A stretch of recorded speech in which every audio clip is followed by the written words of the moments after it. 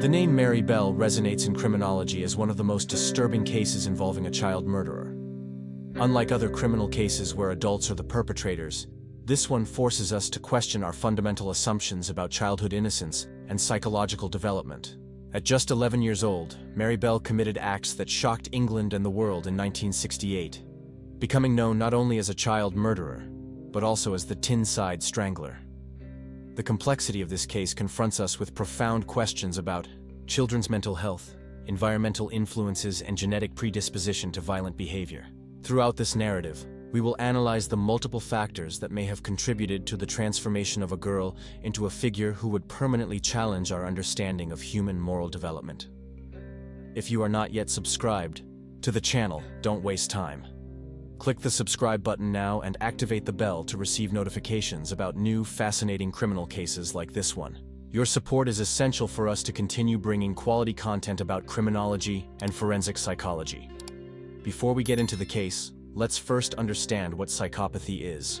Psychopathy is a personality disorder characterized by specific traits that profoundly affect the way a person thinks, feels, and interacts socially. Individuals with this disorder often demonstrate manipulative behaviors, a significant lack of empathy and remorse, and a marked tendency to act impulsively without considering the consequences of their actions.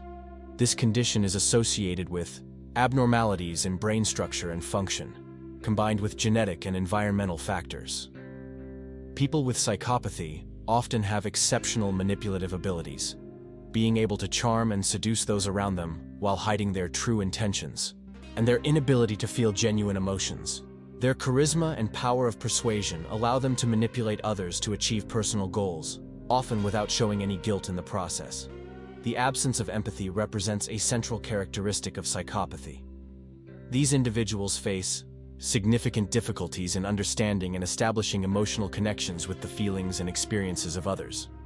They tend to exhibit egocentric behavior, prioritizing exclusively their own interests and needs. Impulsive and irresponsible behavior also characterizes this disorder, with a constant search for immediate gratification without considering future consequences. Additionally, many psychopaths demonstrate a propensity for antisocial behaviors, such as lying, cheating, stealing, or even committing violent acts. It is essential to highlight, however, that not all people with psychopathy become criminals or violent. Many are able to adapt socially and can occupy positions of influence in communities or professional environments. However, their lack of empathy and tendency toward manipulative behavior often causes significant harm to those around them. The diagnosis of psychopathy is complex, requiring evaluation by specialized mental health professionals. There is currently no known cure for this disorder, although psychological therapies can help manage symptoms and develop empathy and impulse control skills.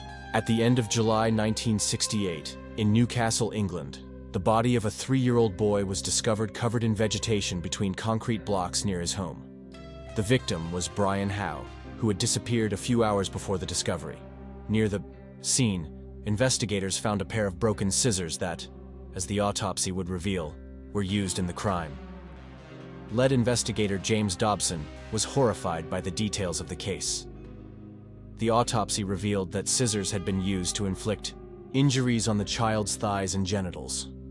In addition, part of the victim's hair had been cut off. The cause of death was determined to be strangulation. The killer had held the child's nostrils closed while squeezing his throat with his other hand. The forensic lab found gray and brown fibers on Brian's clothing and shoes. A particularly disturbing detail, initially kept away from the press, was the discovery of a cut in the shape of the letter M, made with a razor blade on the child's stomach. The coroner also identified another cut forming the letter N, possibly suggesting the presence of a second killer. As the local community connected this murder to another that occurred 2 months earlier, the death of 4-year-old Martin Brown, investigators interviewed several children in the neighborhood, suspecting that the crime may have been committed by someone young. Among the young people questioned, 2 girls caught attention: Mary Bell, aged 11, and her friend Norma Bell, aged 13, no relation, despite the common surname. During the interviews, Norma demonstrated strange behavior, while Mary seemed enthusiastic about the questions. A police officer observed that Mary smiled constantly during the interrogation, as if she considered the questions a joke. In her statement, Mary mentioned seeing an 8-year-old boy with Brian on the day of the crime, claiming that the boy was playing with a pair of broken scissors. However, when identified, the police discovered that the boy had been away from the neighborhood that day. Furthermore, the scissors had been confiscated as confidential evidence, and their knowledge was restricted to the authorities. To investigator Dobson, it was clear that Mary had either witnessed the murder or was the killer herself. As the investigation intensified, Norma was taken to the police station where, under pressure, she revealed that Mary had killed Brian and had called her to see the body. Norma described how Mary shared details of the murder as she ran her fingers over the victim's purple lips, declaring that she enjoyed the act. To test Mary, investigators observed her behavior during Brian's funeral. An undercover police officer noticed that the girl was constantly smiling in front of the coffin. Behavior immediately reported to superiors, who detained her that night. At the police station, Mary appeared bored and nervous, but soon began to talk. In her official statement, she constructed a narrative that placed Norma as the main perpetrator of the crime. However, during her statement, Mary provided details that only the killer could know, demonstrating a disturbing ability to deflect blame from herself. Detective Dobson was not fooled and formally charged her with Brian Howe's murder. Mary responded by shouting that it was all right and that she would never pay for this.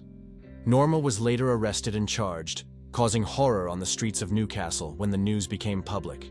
The term serial killer describes individuals who commit multiple homicides systematically and repetitively, usually against unknown people, with intervals between crimes. Their motivations range from seeking power and control to satisfying violent impulses. Although the phenomenon has existed for centuries, the term gained popularity in the second half of the 20th century, with notorious cases such as Ted Bundy and the Zodiac. These criminals often develop a specific modus operandi and may select victims based on particular characteristics. Many have rituals and signatures that distinguish them. The psychology of serial killers is a field of study in forensic psychology and criminology.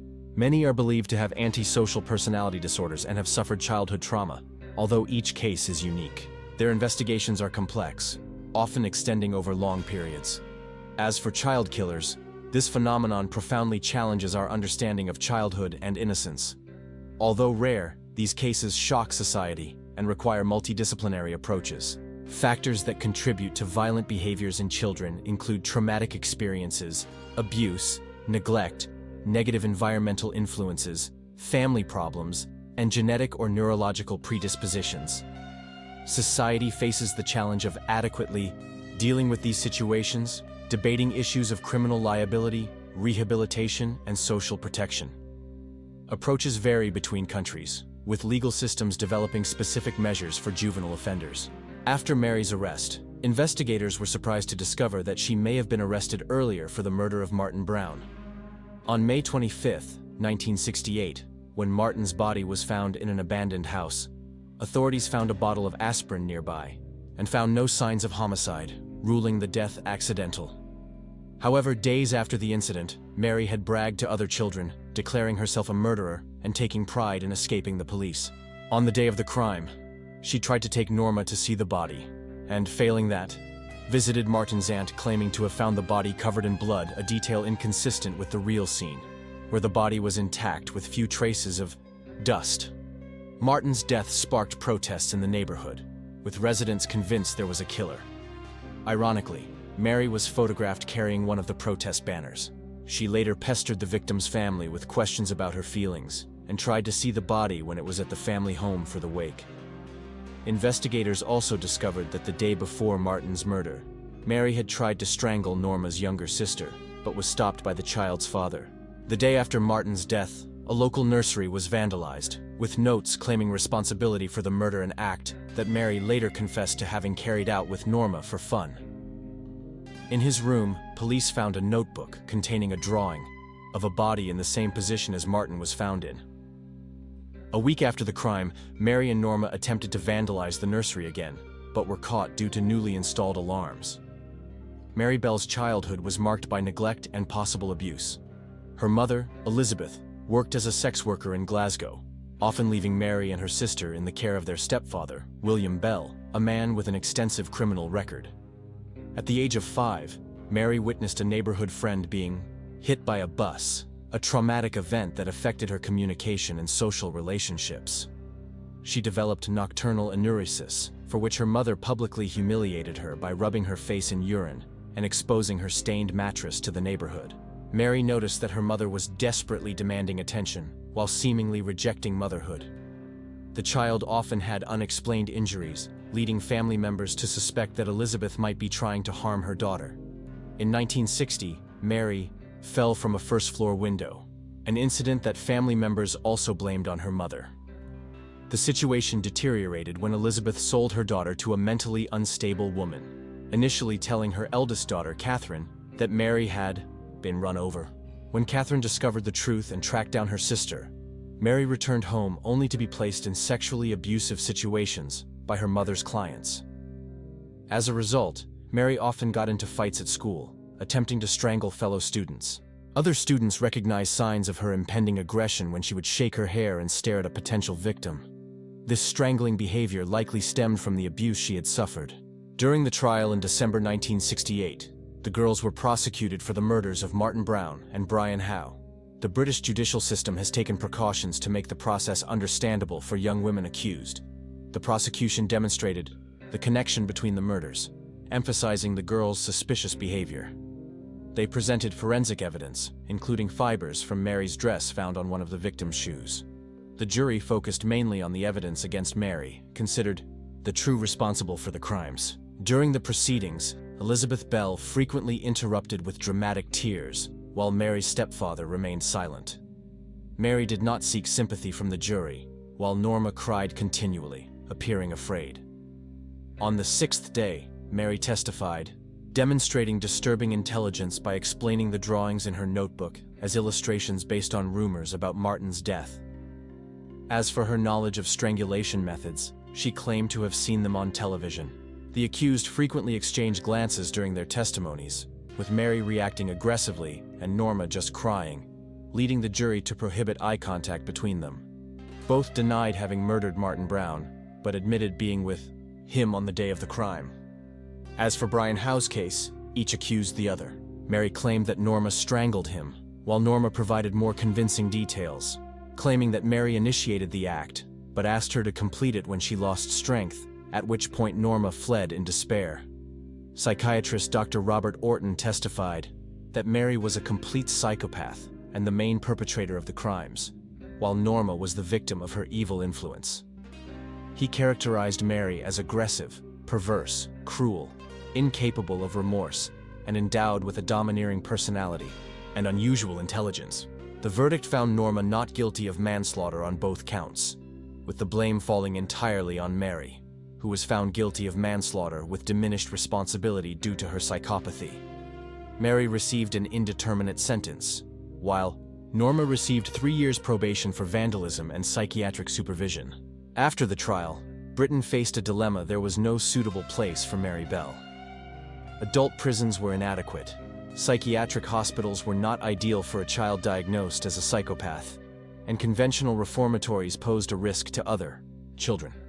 Mary was sent to the Red Bank Special Unit, a high-security reformatory, where she initially adapted well. As a teenager, however, she reported sexual abuse by a staff member, resulting in changes in the staff. She also engaged in provocative sexual behavior with boys at the institution and self-harmed. Experts noted that Mary seemed to block out her motivations for the murders, displaying impulsive and manipulative behavior. Eventually transferred to a conventional prison, she developed a colder and angrier personality, and was frequently punished before adapting to her environment. During this period, Mary decided to adopt a more masculine appearance, leading her mother to comment that in addition to being a murderer, she would also become a lesbian. Interestingly, Elizabeth showed more attention to her daughter after her arrest than she had previously, possibly motivated by financial gain from the child killer story. In 1977, Mary briefly escaped from prison. During this period, she lost her virginity, resulting in a pregnancy that ended in an abortion, a decision she linked to a moral crisis, considering that she had killed 2 children in the past. Mary Bell was finally released on May 14, 1980. She initially settled in Suffolk, England, where she began working in a children's nursery, but was quickly removed by probation officers. She worked as a waitress and briefly attended university before returning to her mother's house, with whom she had reconciled. She eventually met a man and had a son in 1984. When questioned, Mary stated that she understood the gravity of her past crimes and was allowed to keep the child, although he remained a legal guardian. In 1992, she declared herself fixed and living normally, convincing the court that years in prison had transformed the cold-hearted killer into a loving mother. However, persistent media interest resulted in his expulsion from several neighborhoods where he tried to settle with his family. When she tried to address her past, Mary was never able to fully acknowledge her deviant childhood behavior. Regarding Martin Brown's murder, she claimed it was an accident resulting from unexplained compulsion after conflict with her mother. Mary Bell's life exemplifies how neglect and abuse can contribute to the development of personality disorders. Her unloving upbringing distorted her understanding of human relationships. However, not all children in similar circumstances develop similar behaviors, highlighting the influence of genetic and neurological factors. Mary's own mother, Elizabeth Bell, had a peculiar behavioral history, described by family members as having been religious before. She abruptly withdrew after her father's death, developing fits of rage and getting involved in drugs and prostitution. There are questions as to whether Elizabeth's substance abuse and emotional instability influenced her daughter's development, or whether the underlying problem was her absence during the formation of the child's personality. Psychologist Robert Hare, an expert on psychopathy, suggests that psychopaths are born with a predisposition that can be exacerbated by family abuse or neglect. Violent environments increase the potential for brutal behavior. Although environmental conditions do not cause psychopathy, they only intensify it. Even excellent breeding would not guarantee normal emotional development for individuals born with this predisposition. Psychopaths do not develop emotions normally, but learn to simulate them through social experiences. This emotional poverty raises questions about Mary potentially becoming a serial killer. Experts identified typical characteristics of this criminal profile, noting that the killings apparently did not satisfy her impulses. She never showed regret or voluntarily confessed, being detained before potentially continuing. Psychology indicates that people with antisocial personality disorder often show a decline in deviant tendencies as they age, possibly explaining how adult Mary developed the discipline to raise her daughter and appear normal. Alternatively, he may just be playing an elaborate role. In 1998, with the publication of her book and consequent media interest, Mary's daughter discovered her mother's past. Initially resistant, she eventually accepted, considering that Mary was just a child at the time of the crimes. The Mary Bell case remains unique, a child who killed with her own hands, demonstrating a desire for intimate connection with her victims. Questions have been raised about the extent of children's capacity for violence and whether psychopaths can be cured. Robert Hare, after decades of studying psychopathy, concludes that conventional treatments are ineffective, potentially only enhancing manipulative skills.